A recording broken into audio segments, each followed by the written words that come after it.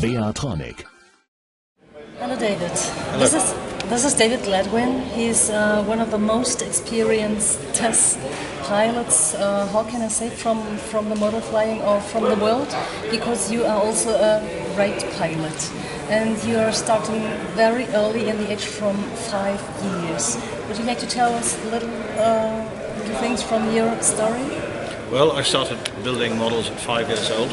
I live near an aerodrome, and I started off with free flight models, then control line models, and it wasn't until I was about 18 I started with radio control when I could afford it.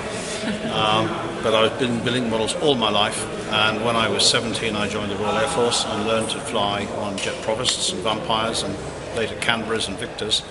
And so I've been flying all my life until I retired, well, now 15 years ago. But all the time I have a passion for model aircraft, good model aircraft, and now model aircraft powered by jet engines.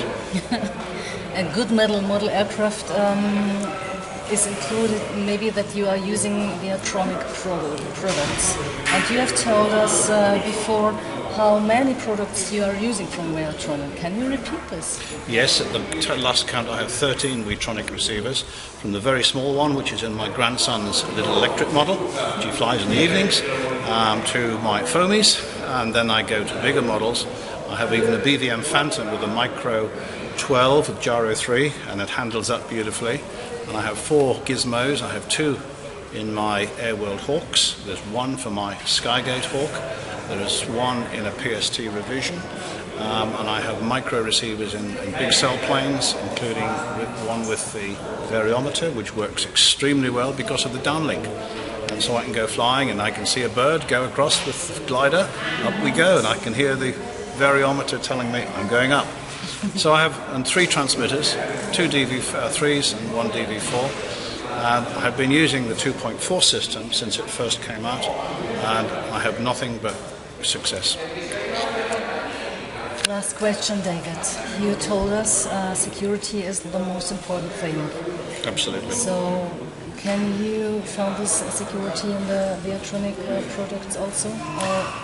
It's one of the principal reasons I use it. When I was flying airliners, we never ever had a single critical system. It always had a backup, at least 1 backup or 2 backups, sometimes even 3 or more. With a model aircraft which is powerful, with a big jet engine, with lots of fuel on board, it is potentially dangerous. And for that reason, my radio system must be the most robust. It must have 2 channels, which is what the weatronic gives me. It has feedback to me of any potential problems, such as low battery or overheating. And it's the nearest thing, I think, to flying a real aircraft, in that it will talk to me and tell me if there's a problem, so I can do something about it. So the dual receivers with 2 batteries and the 2 trans uplinks plus the downlink, I think, is the safest system you can possibly install on a model aircraft. And to verify that, that is what I use all the time in models large and small. Yeah. Great. Thank you very much for having time for us to tell a little bit from your life and your experience. It's my pleasure. Yeah. Well, I use the system because I do believe it's the best. Thank you very much. Good luck. My and pleasure. Yes, and thank you very much. Well, we'll see you at Jet Power. Yes. Weatronic.